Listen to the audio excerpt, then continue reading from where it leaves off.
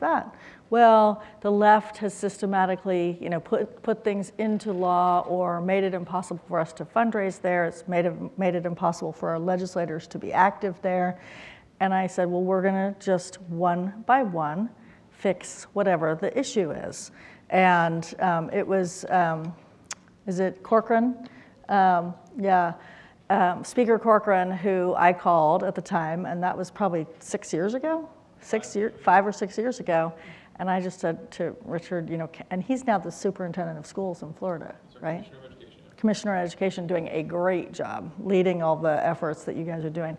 I just said, what is the issue? And we found out it was a staffer, a Democrat staffer in the clerk's office that put a letter in the file saying that if legislators went to ALEC meetings, they wouldn't be, they couldn't go, essentially.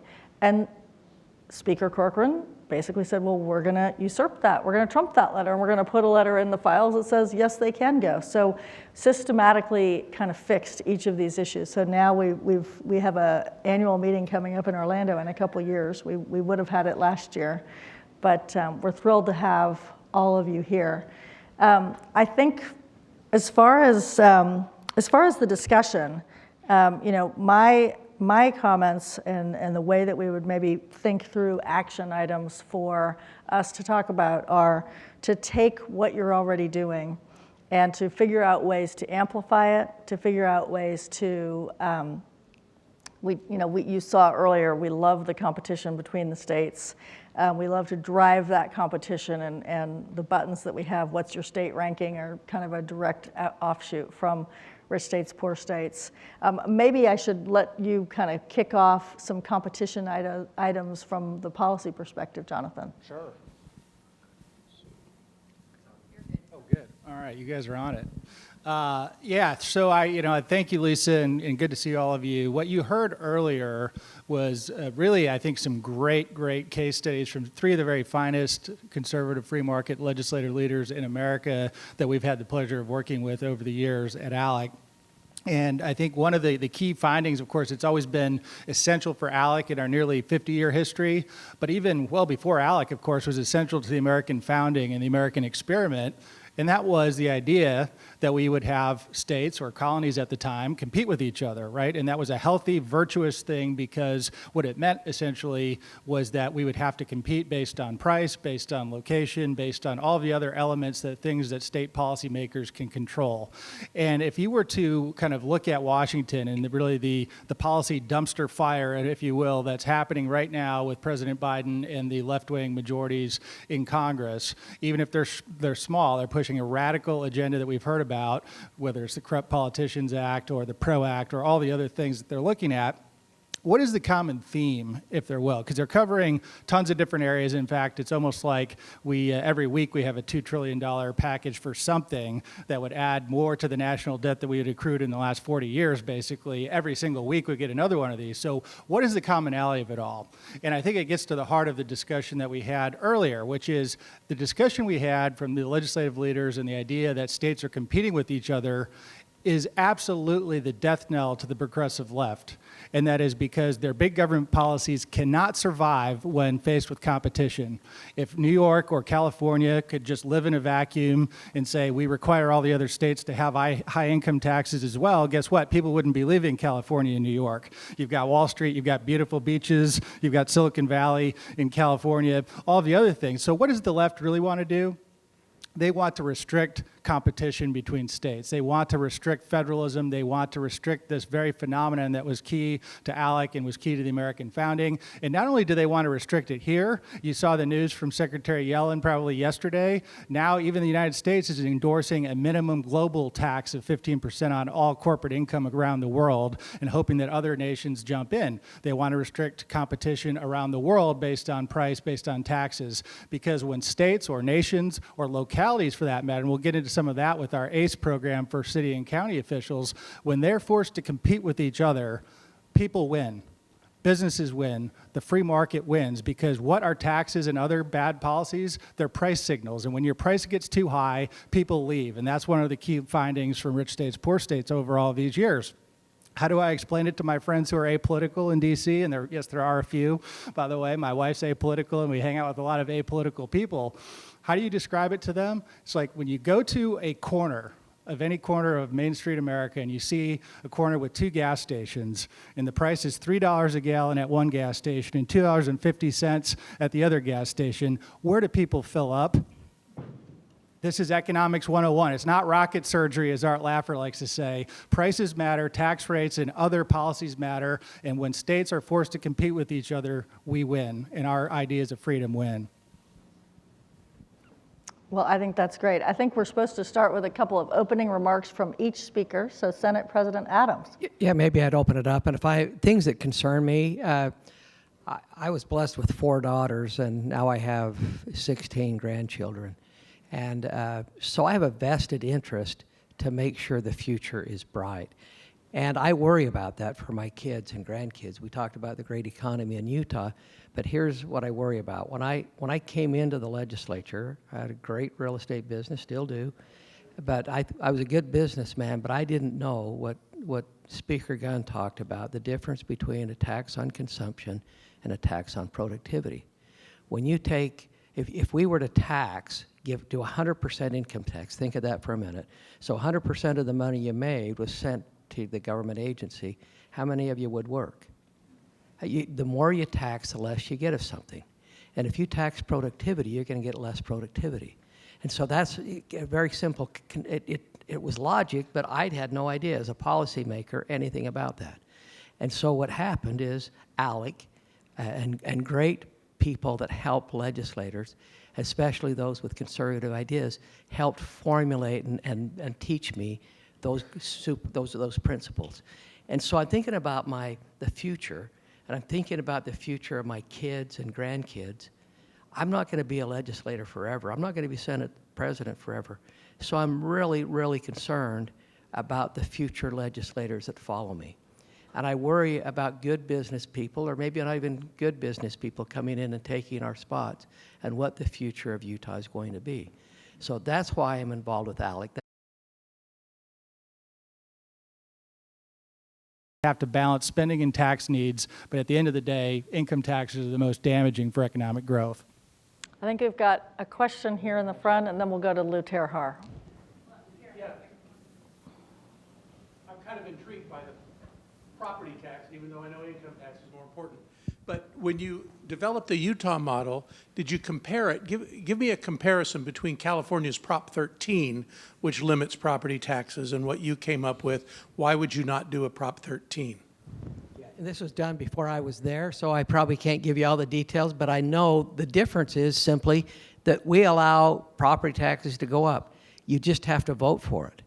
And I'll tell you, if you've ever been in a group, and most of the property tax is local, it goes to city or counties, and you're a local county commissioner or you're a local city council member, and you have an overflowing room, and they've been more than overflowing when somebody sends out a property tax increase notice, and you've either got to have a real need or you're not going to be reelected, and it's really hard to raise property taxes. So it's basically done, and the people, it's just people involvement rather than have it. California simply puts a cap on it while you own your home, and then when you sell it, you get the property tax then steps up. It may have worked for California, but I think that's not a very good way to do it. I think the better way is to let elected officials have to vote and let the citizens decide whether they want to pay for it. Yeah, well, at least in California, when you buy a house, you know what you're going to be paying. And so if it's too high, maybe that suppresses the price of the house. But for older retired people, it really protects them in their home. They're not forced to sell it. And in California, property taxes can go up on anybody 2% a year. But that's a limit. So. I was just going to say Art Laffer was behind Prop 13, and Dr. Laffer is the person that I think is our joint author of Rich States, Poor States. So we're not against Prop 13. I think that it's been hailed as a really good solution. But I think the makeup of the California residents, of which I was one, grew up there, and still have a place. My whole family's there, and Utah is a little bit different. So every state's going to have a different recipe and a different way of doing it and a different voice. Lou Terhar.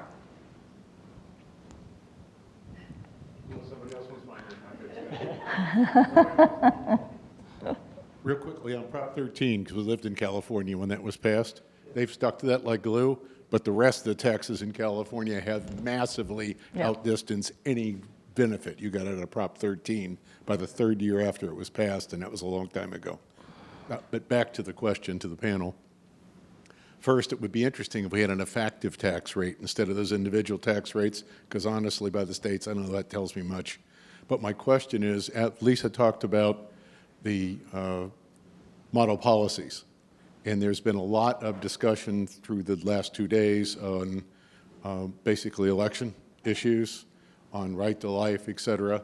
Has ALEC, do they have model policies on any of those things now? And if they do, when was the last time those were reviewed? Because this election tells us that a lot of states aren't real models.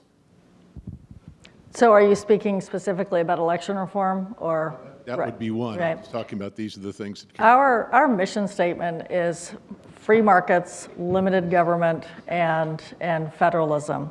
And we've had a history of working on other issues like gun rights and social issues and things like that, which has not ended well for ALEC because of our intersection of business and legislators. We kind of stick to the fiscal issues. On the election reform issue, we are holding with another organization that you might have heard of, Honest Elections Project, and we're holding a 2-day seminar at our meeting in July on what policies need to and should be developed so that states can address that. I think what we've had is we've acted as a resource for legislators who are saying, and remember, it is only about 10 or 11 states that need to be focused very heavily on what their election reform efforts look like with respect to the competition and the outcome. So we've been targeting our efforts on those states that have had issues: Pennsylvania, Michigan, Arizona, Florida to a certain degree, but we don't have model policy. We will be developing that at the Honest Elections Project through them. And that, to me, falls right into your federalism domain. And the other piece is the states that you mentioned. Yeah. All the states that were targeted this time because they were swing states, and that's going to move. Absolutely, yeah. And we haven't, it's not that we're not working in the other states. Idaho passed election reform. I know other states have been looking at tightening up. Everything that they're doing is with, what Bridget Wagner said, making it easier to vote and harder to cheat. So we'll be continuing to work on that. In the very back, and then back to up here to Bob. Thank you. I know that ALEC is not into the cultural issues, but while we got these three guys from these three great states, my question is, what's going on in your state, pro-life issue, where that is, and secondly, what has the pushback from the corporations on any of the cultural issues going on in your state, the transgender sports bill, those kind of things? What has the business pushback been to you all? Do you see that as getting better from our side or worse? What's going on in your states there? Why don't I take the beginning of that, and then I think, Phillip, you already spoke to the Mississippi on abortion, but we can get into that. On the corporate culture and wokeness, we spoke here probably 3 or 4 years ago as kind of the tip of the spear of the issue.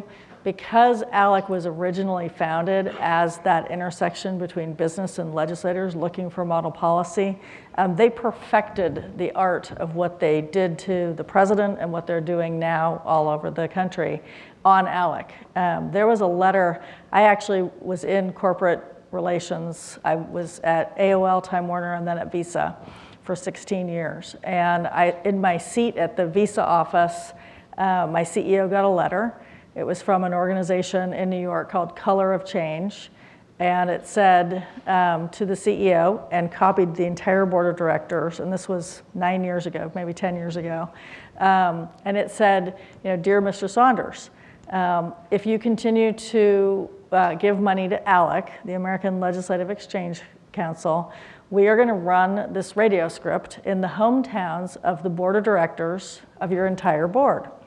And the radio script, it was kind of a mock script that said, Jonathan Williams, he sits on the board of Visa, and he supports, which supports the American Legislative Exchange Council.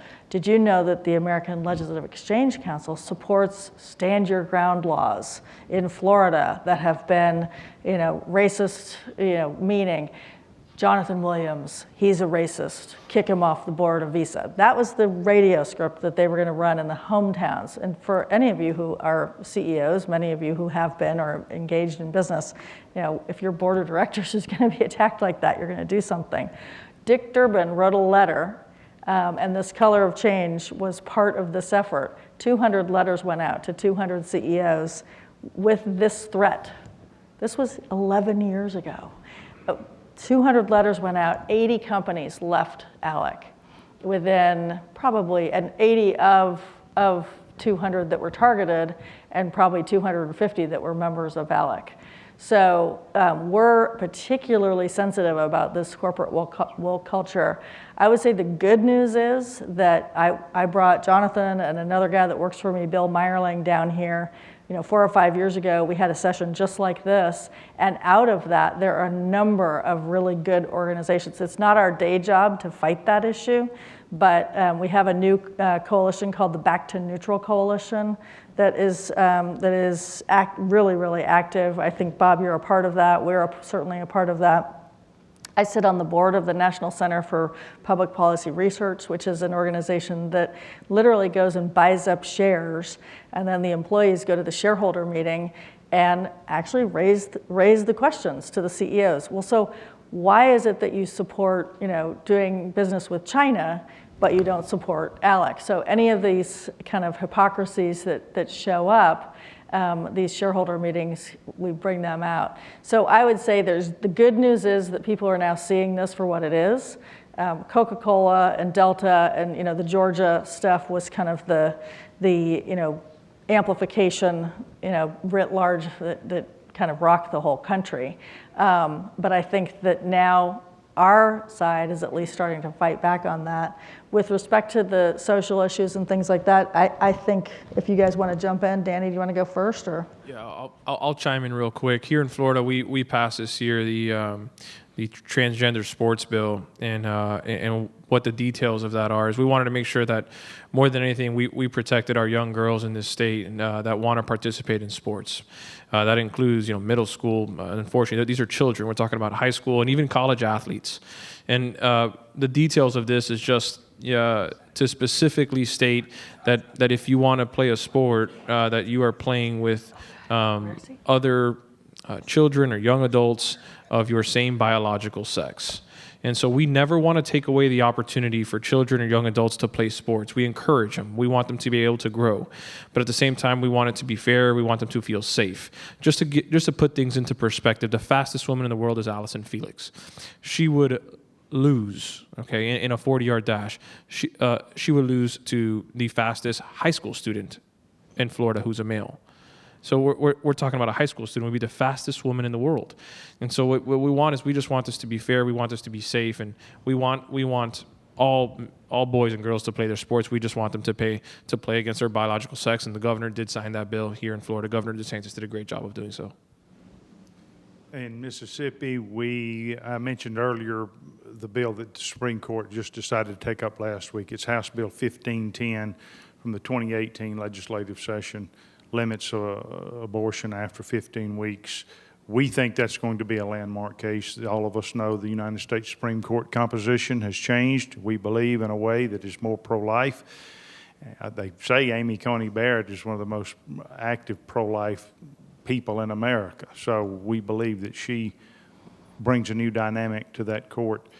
We think our case our law that we passed in 2018 will be transformative in the arena of abortion.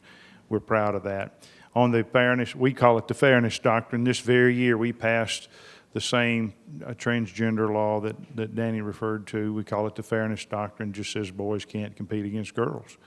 And that's fair. That's right. That's the way it should be. What was the third thing you asked about? You said... What is the pushback from the business community? Pushback from the business community, yeah. Yeah, we haven't had a whole lot of pushback in the business community. There's been talk from the NCAA, that they may take some action, which I think is they are committing discrimination when they do that. They're committing discrimination against women.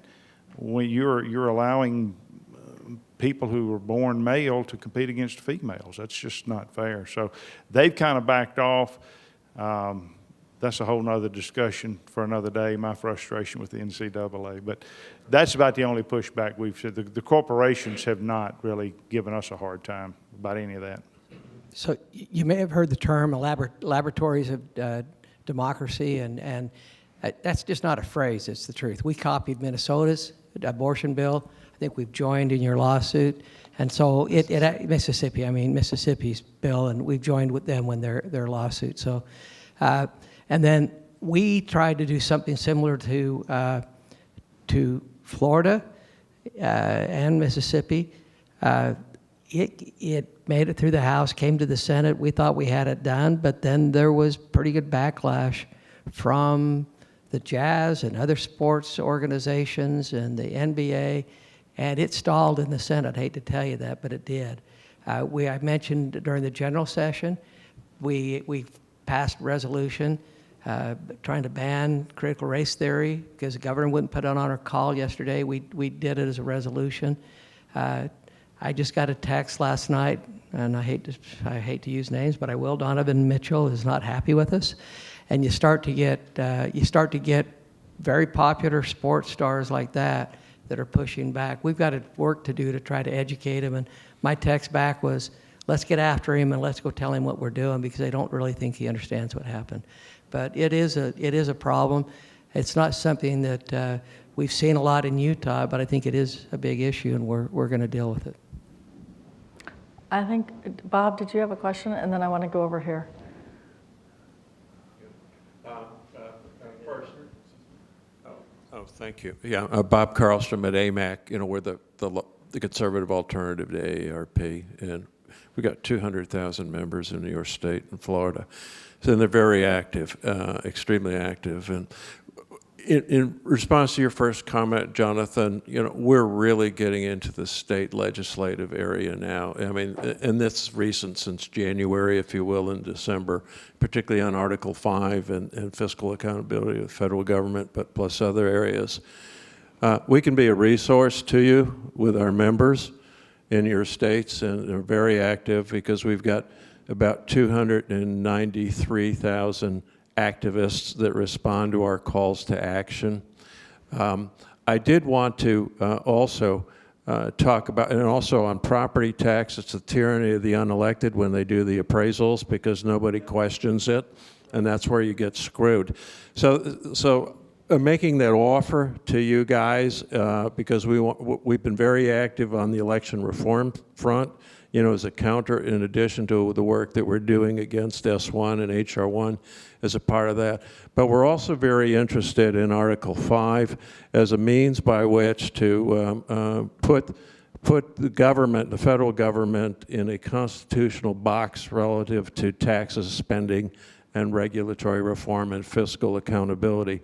So we're looking forward to an Article 5 convention. We think that is a critical tool that the founders intended by which to get a hold of the federal government and restore the strength of the 10th Amendment here, and perhaps other things like 9 Supreme Court justices, and perhaps even preserve a filibuster at a 60% level or something, which is the current level now.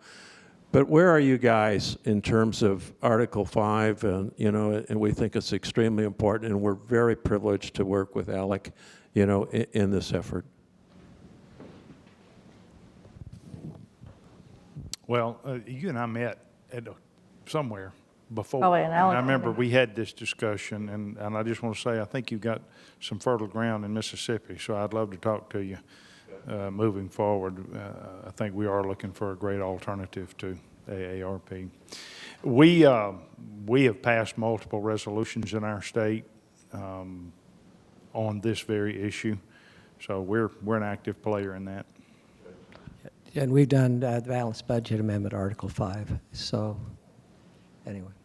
I think we're maybe 2 states shy of getting to the threshold to trigger, and there is some discussion around when you get there, then does one drop off because it was New York in the 1800s, or I mean, there's all kinds of historical triggers that will take place. Having said that, we are very energized on this issue.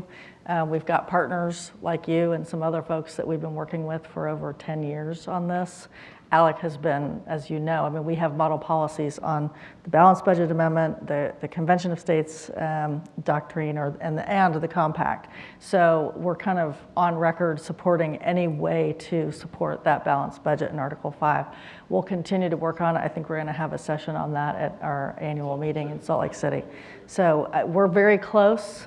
We've worked with, one of the things I should say, and this is the action session, which is kind of my, I love seeing some of these results and metrics and getting things done. One of the strengths of ALEC right now, it has been for the last, as long as I've been there, is that we've been partnering with other organizations a lot more closely. And if you think about ALEC, one way to think about us, which is different from some of the grassroots organizations that you work with, like an AMAC or like FreedomWorks or like other organizations, is for what it's worth, our members are legislators. So I kind of describe that as grass tops, and then we partner with the grassroots to really galvanize the support. So anytime we feel like we're on the cusp of doing something, we look around and say, well, who are the grassroots who are the stakeholders that will care about that issue and help us get across the finish line? So we're looking for those kinds of partnerships.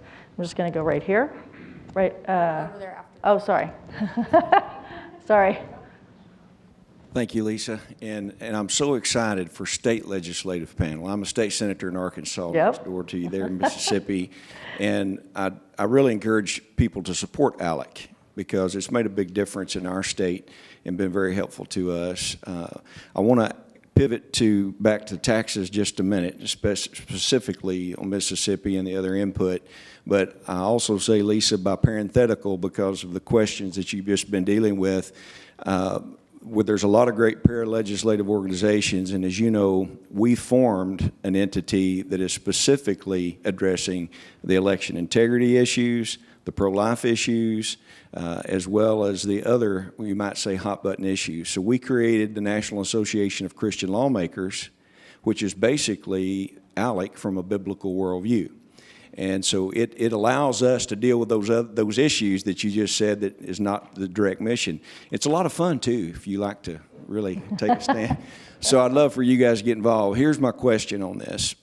In Arkansas, we have passed historic income tax cuts and tax reform next door to my brothers there in Mississippi.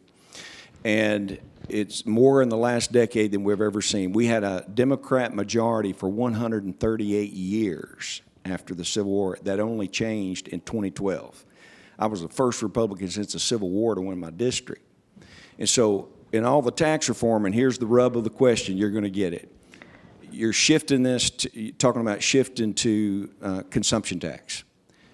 Our business community, I would love to know, did the business community fully get behind this approach? Because what we have, I'm on tax and revenue. So it's constantly rebates on manufacturing. We constantly got that battle of, no, we want to do more broad-based income tax reform, but then you're always wanting the rebates that come. I just wanted to know, are you getting full throttle support from the business community, or have you found that they go, wait a minute, I'm getting ready to pay more for a lot of the things that I buy in my business, restaurant owners, et cetera, like that? So could you address that just a little bit? Yeah, we have had a wide spectrum of responses depending on the industry. So you just kind of got to take it industry by industry. Some initially were very resistant. In fact, the approach we took was we're just going to go up on sales tax on everything that is currently being taxed. Everything that currently has a sales tax, we're going to take that up 2.5 cents. When you do the math, everybody ends up with more money in their pocket. And the people think, well, that's counterintuitive. You're just taking money out of one pocket. Or you're giving me money back in one pocket and taking it out on the other. But it doesn't, and Jonathan will back me up on this, what you have to explain to them is we're not raising taxes on everything that you spend your money on. What do you spend your money on? You spend your money on your house note. Well, it's not taxed. It's not a sales tax. Insurance, not a sales tax. Medicines, not a sales tax. Gasoline's not a sales tax. So then you got to tell people, let's narrow down the things that you buy that are subject to a sales tax, because that's the only tax we're raising. When you explain it to them that way, they start realizing, well, heck, I only spend about a fourth of what I make on stuff that's subject to the sales tax. And then you say the increase in tax is going to be 2.5 pennies on the stuff that you buy. So if you're spending, let's just take a person that's making $40,000 a year, or they're living off of $40,000 a year. When you tell them you're not paying a tax on all those other things that I just mentioned, particularly retirees, you say, what do you spend your money on? They say medicines, groceries, and grandkids. Okay? We don't tax medicine in Mississippi.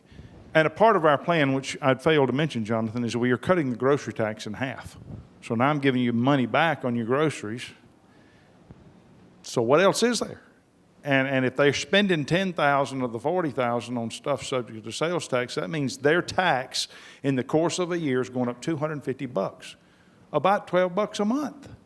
Nobody's being thrown into the poorhouse. And then you tell them, I'm giving you, cutting your grocery tax in half. That means you're getting back $182. Well, I asked them, how much do you spend on groceries in the course of a year? Anybody want to take a guess as to what the uniform answer, a retired couple, how much they spend on groceries a week? Anybody want to guess? $400. No, gosh. $100. Every one of them said, I'm spending $100 a week. When you do the math, that means they're spending about you're giving them back about $200 in a refund on the groceries. So that means they're out of pocket about $50 in the course of a year, less than $10 a month. And then I say, are you willing to absorb that so that your grandkids can have a life free of an income tax? And every one of them says, absolutely. Now, the corporations, depends on the industry. Let's take automobile dealers, for example. We're going up 2.5 cents on the sale of an automobile. Well, they flipped out. It's going to kill our industry. I said, no, let's think about this. I'm not just raising taxes. I'm giving you an offset of reducing the income tax. People buy an automobile once every 7 years on average. National statistics show that people buy a new, and maybe not brand new, but a car new to them once every 7 years. So under my plan, we're exempting the first $40,000 of income. That's $1,500 a year per taxpayer that goes back into their pocket. If it's a married couple, that's $3,000 a year. So I'm giving them $3,000 this year, and next, and next, and next, and next. For the next 7 years, they keep $21,000. The tax on an automobile, a $20,000 automobile, is $400. The increase that I'm putting in there. So I told the automobile dealers, now I'm raising the man's tax $400, but I'm giving him back $21,000. So not only can he cover that tax, he can buy a more expensive car at your dealership. And they all got excited when I explained it to them like that. Same thing with the tobacco people. The tobacco people flipped out. Oh my gosh, you're raising cigarettes. Yes, we are raising tax on cigarettes. But I'm giving the man back $21,000 over the next 7 years. Not only can he cover the tax, he can buy more cigarettes. Well, they got happy then. So that's exactly right. So they're failing. They're not seeing the fact that the money is coming back into their pocket, which gives them more disposable income, which goes to the economics that Jonathan is an expert on. You put money in their pockets, they're going to spend more. Now, some of the inputs that some of those corporations that are going to experience an increase in cost, they are, on inputs primarily. The amount of money that we get from that is about $25 million. So we're thinking that is not enough to incur the headache of putting a tax on inputs. So we have exempted some inputs. For example, the loggers, the manufacturers, the farmers who can't pass that cost along to an end user, we've just removed them from the equation, and it's eliminated that objection from the corporations. That's more than you cared to hear, but I hope that answers your question. Now, let me give you a lesson you care to hear as well, and a couple of brief points. The political point is key, which is with any good tax reform, you got to create more winners than you do losers, and that's what Speaker Gunn's plan does, because if you're going to do some shifting, you got to make sure more people come out ahead. But the brief economic lesson of it, and the linchpin to any, I think, successful long-term tax reform, or one to get rid of an income tax like this, is the spending reform plan, which is the most, pro-taxpayer over a 10-year period, would be create a massive net tax cut because it puts government on a diet, and then therefore make sure that nobody's going to be paying higher taxes at the end of that phase out of the income tax. And just wanted to commend you, Senator, on your good work in getting taxes down in Arkansas. I know you're in a tough spot because you're sandwiched between two zeros, Texas on the left side and Tennessee on the right side. So.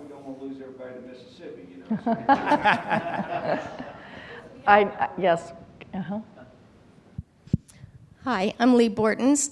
I'm from North Carolina, where my 3 grandchildren call our governor Pooper Cooper because of the COVID experience and what they had to go through. But I wanted to share a happy story. Sometimes I feel like we come here and all we do is have these horrible things to overcome.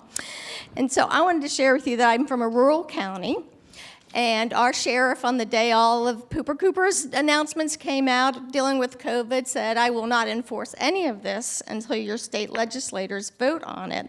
So for the last 18 months, I've never worn a mask in my county. Our businesses stayed open. We even did things where we got a website together and got businesses to say, I'm going to test what's going to happen so that other people would be brave. And so they would put together a lot of people in their restaurants and have the public health guy come out, and he would say, yes, you're in violation of this mandate and this mandate and this mandate. And the restaurant owners would say, what are you going to do about it? And they were like, well, nothing. There's nothing in the legislature that gives us the ability to do anything. I own an event center. We had thousands of people all the time attending. We had lots of rallies where families just came and sang songs and read the Constitution aloud together with each other. And I think a lot of this could occur because we were in a rural county. And a lot of the stuff that you guys talk about, I always feel like everything's about the cities. So what do you guys do, potential governor? What do you do to make sure that the real people who support common sense America, the rural counties, get the notice and the support and the attention that they deserve, and they aren't always neglected because of city concerns? You want to talk about the rural caucus? Yeah. Well, one thing, and these gentlemen will have some really good thoughts on this in the rural parts of their states.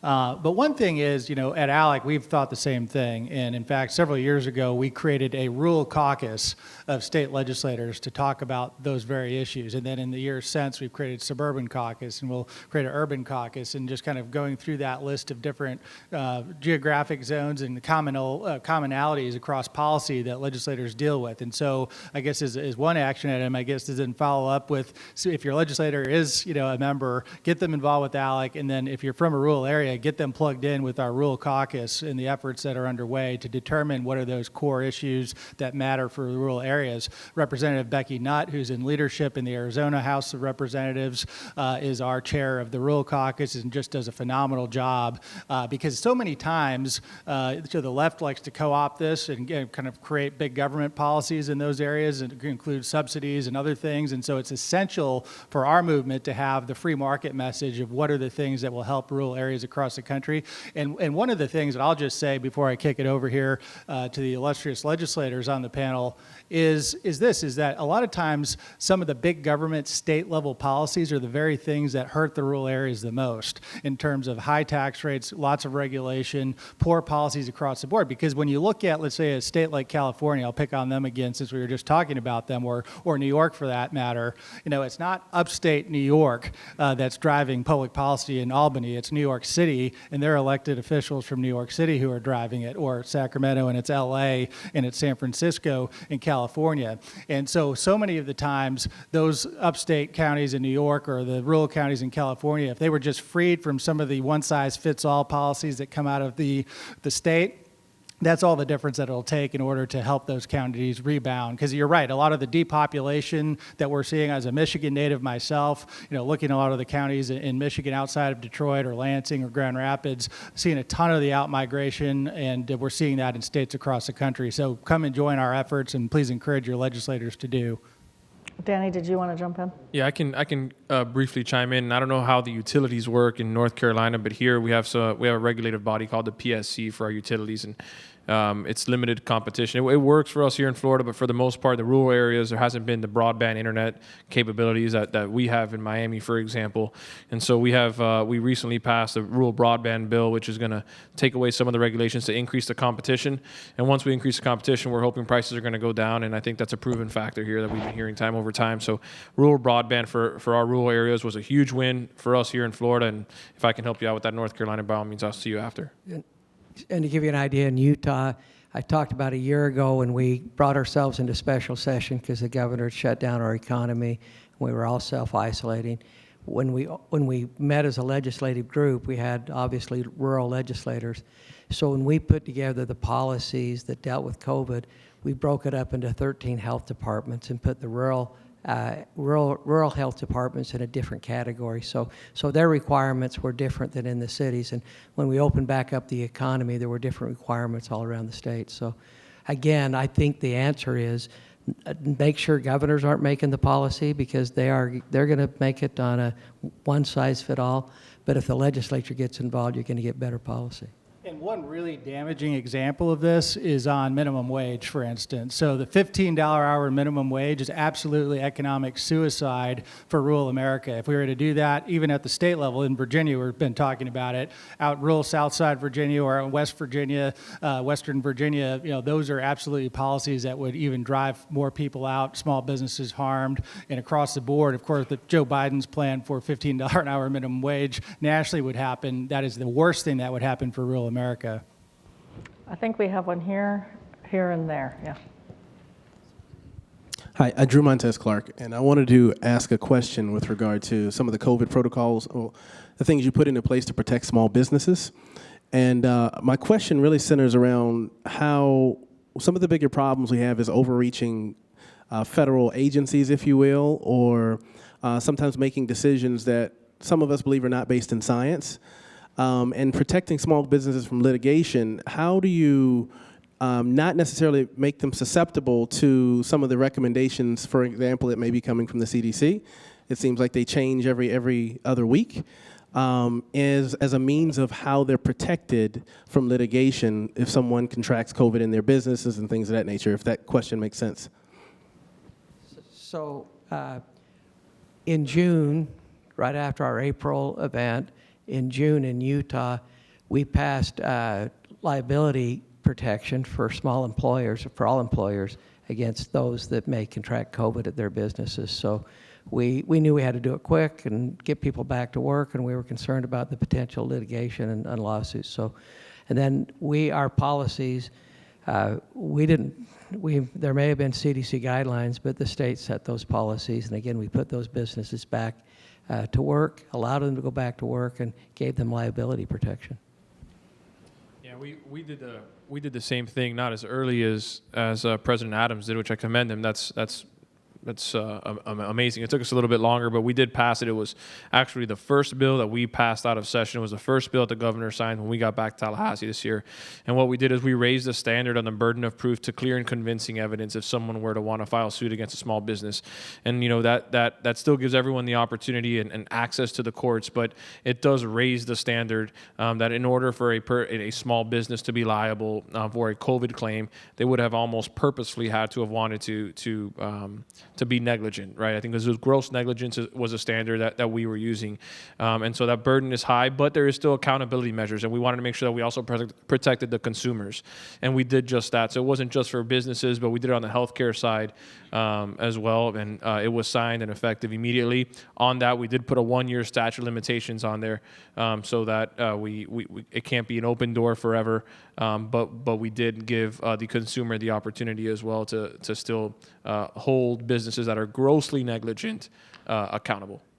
Well, and I think I mentioned it this morning, but our ALEC model policy was one of the first. We worked with all of the stakeholders across the board, both at the chambers of commerce, the local chambers of commerce across the country, as well as specific small businesses. But that ALEC model policy is what, you're kind of watching at the federal level. Are they going to be able to pass a bill?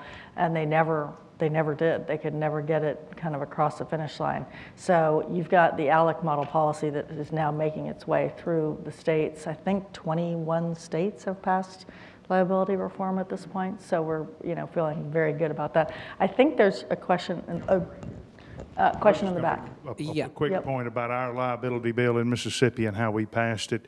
This is action plan here. We got small business, NFIB on board, Mississippi Economic Council, which is the chamber arm of Mississippi, the Mississippi Manufacturers Association, the Realtors Association, just all the business interests that were out there. Got them to the table, and that's how you get legislation passed. You get all the players to the table. They were all endorsing it. It removed hesitation by legislators when they knew that all these groups were behind it, and it passed very easily once you can do that. You gotta build a coalition, and that's how we did. Everybody who was concerned about being sued over COVID, we got them to the table and they got on board. It helped us pass it easily. And we did ours last June when the trial attorneys were still self-isolating and asleep. In the back. Lisa, I just want to say thank you. This panel is quite remarkable, and all the years of coming to CMP, I've never seen a more engaged room. I mean, the fact is we're all fighting to ask a question, and there's never enough time to say the next thing. So this is an amazing panel. Thank you, thank you. And you've covered a lot of topics, so I'm going to throw another one at you just for fun. Give us a little glimpse on redistricting and how that's going to impact us for Republicans. Yeah, well, who wants to take that? Well, I have a number of perspectives on this. My election in 2004, my very first election, was a result of redistricting and the way my hometown got carved up 5 ways by the Democrats. They were trying to remove a Republican seat. I ended up running against Haley Barbour's nephew, and that ended up into an election contest that lasted for 3 months, went all the way to the Supreme Court of Mississippi because of redistricting, because they put a line in the wrong place. And when the voters showed up, I lost by 17 votes, and I had 200 people in my own hometown who got thrown into another district because of a screw up in the it was no intentional wrong, it was just a mistake that was made. So that gave me a new perspective on the importance of redistricting and getting it right. As you know, we just completed the census. We are required under the law, every man's vote should carry equal weight. If I represent 10,000 people and Danny represents 100,000 people, then it takes 10 of people like me to equal one of him. That's not fair. We need to represent the same number of people. And so every 10 years we have to take those census numbers and reapportion and get the districts back in line. In Mississippi, it's going to be a fairly easy process. Our numbers are flat. Statistically, we didn't really gain or lose much population. There will be some shifts that occurred from some higher growing areas and some declining areas. But as I mentioned this morning, this was the issue for the Democrats in this past election because they know these next legislators, whatever legislators were elected this last time, are going to be doing that redistricting. That's why they put over almost $1 billion into legislative races. And they failed miserably, thankfully. I think that bears out the conservative nature of our country. But it's probably going to be a bigger deal in Florida because they've had such growth down here. So I'm going to let Danny speak to that, and maybe Utah as well. Yeah, I'll chime in quickly because talking redistricting in Tallahassee right now is kind of like a bad word, just because, once you get into the world of redistricting at that point, everything will become public information. So we actually haven't started the process yet. The committee structure hasn't been started yet. The appointments of the committee structure for redistricting hasn't started yet. My assumption, we do have a redistricting chair, and then we'll break it up between the House and Congress and all that good stuff, and members will eventually be appointed to those boards. We obviously were fortunate enough to get a new seat here for congressional purposes, is what we're having, and our expectation. Again, I'll take it a bit further. My personal opinion is I think we'll get it somewhere in Central Florida, anywhere from as east of Orlando, maybe as far west and south as maybe Bradenton. I'm not sure, but I would predict it to be somewhere in the central part of the state. But yeah, I think the speaker brought up a good point. In Miami, we were getting $1 million in House races dropped 2-3 weeks before, just because of the push on how important this last election cycle was. And in the Florida House, we gained 5 seats. So we are 2 seats away in Florida from having a super majority. And we have a healthy majority in the Senate. And obviously, Governor Ron DeSantis, I think, is as popular as you can get right now. So we feel confident with him as well. You saw the red on the map earlier. As state legislators, I think the Supreme Court's ruled on that. We'll deal with it as a state legislature in Utah. We got the committee going, and just thank goodness there's so much red on the map, because state legislators should control it. Jonathan, talking about the census, I know we've got just a few minutes, but I think Jonathan has a few comments, because we've been really looking at the census results and what happened, and there were a few surprises that I think everybody is kind of scratching their head on. Well, I think, there's a few surprises from the census count, and taking it one step up from what we were just talking about with redistricting as we're drawing up the lines there.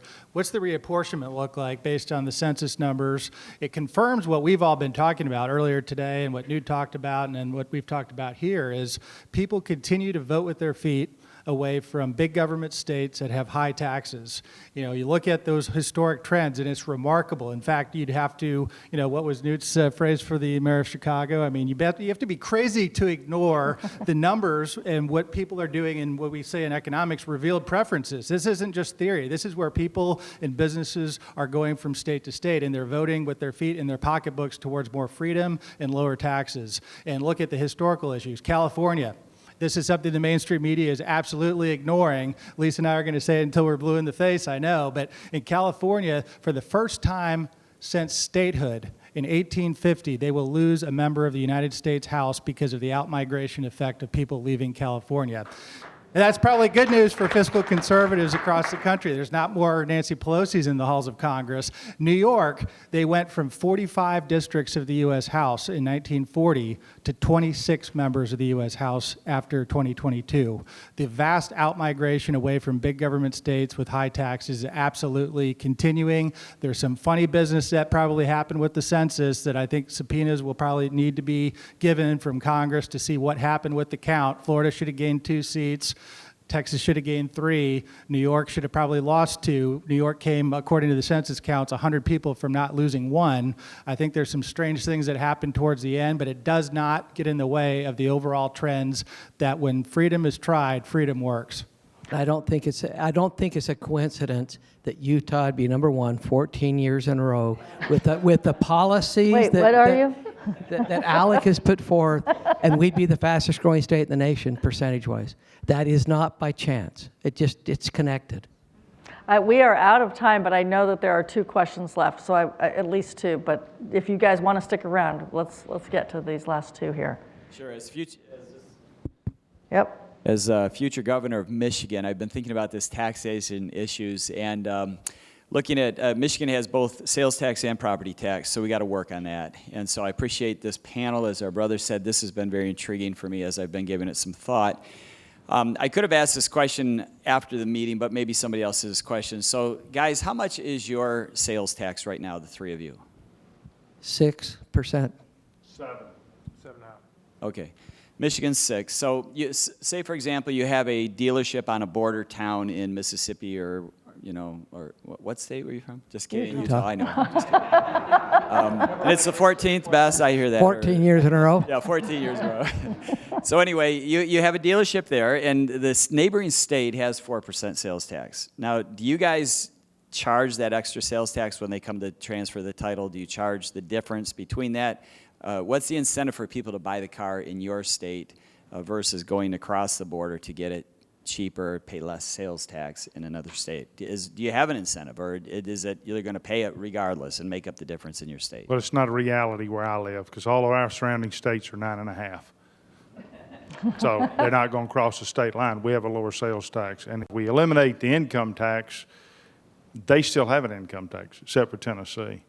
So we're still at a competitive advantage. They're charging 9.5 and an income tax on top of that. We're not.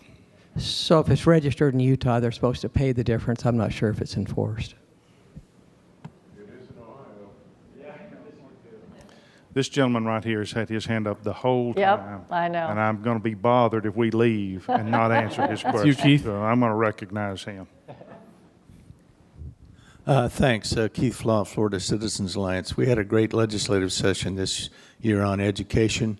There were a couple disappointments, and one of which was the unions. Senator Baxley's bill to break up that failed at the highest levels of the Senate. Education across our country is driven heavily by the unions. So I'd be interested, Danny, on your perspective of what happened, but what's going on across the country in terms of unions? Sure, I can give a brief answer on that. I do want to point out under Speaker Corcoran a couple years ago, we did pass an important piece of legislation for unions where in order to have a teachers union, for example, they would have to have over 50% of the membership in order for them to be a valid union. What was happening is we were having very small groups that were all claiming to be unions, and so we passed that legislation 4 years ago to date, which was super important to make sure that we tackled that. This year, you're right, it did fail. It did fail in the Senate. We voted it out of the House. And that legislation was had a variety of pieces to it, but one of them had to do with the dues and making sure that there was no intermediary on the dues and that dues were going straight from the union member to the end source, and that a re-registration process had to happen every single year.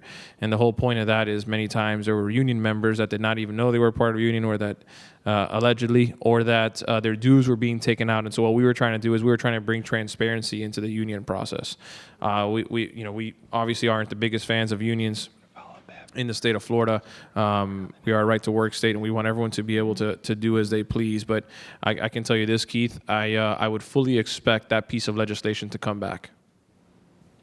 And on a national scope, and I'd love to follow up with you afterwards because I know we're running short on time here, but I think the left is in a really difficult place right now because their cash cow of the teachers union across the country is now fallen in popularity tremendously because of keeping kids out of schools, the lockdowns. Even in Fairfax County, Virginia, we have liberal members of the Virginia Assembly going after the teachers union saying, if you don't have a plan to reopen, we're not giving you state aid to your local school districts. So we've got, I think, a change in paradigm now where the support overall polling for school choice and that for dollars following kids and families is at all-time highs. And I think this is an absolute opportunity for us as a conservative movement to go and put these policies into practice in the coming year. Yeah, and I just echo that and just say in Utah what we did is made it illegal to have an automatic payroll deduction for union dues, so they have to write a check.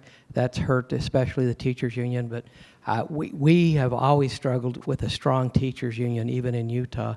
And last year, every other school district in the state other than Salt Lake School District was doing in-person education. The moms who were working, who had to take care of their kids, who couldn't educate them at home, who couldn't. I've heard from more liberal moms that are just, and they aren't just unhappy, they are mad. And it's an opportunity that I think will go missed if we don't work on it this year. It's interesting, 2 years ago at this meeting, the Janus decision and Mark Janus and the discussion around that payroll deduction would have come up in every single conversation. I would just say make sure that your state is enforcing that Supreme Court decision that essentially said that you cannot do that payroll deduction anymore. Do we have time for one more? Because I see Becky Dunlop. Can we do one more question? Becky, just yell it out. One, how does gambling and lottery income affect your thinking on tax policy in your state? And two, do you think conservatives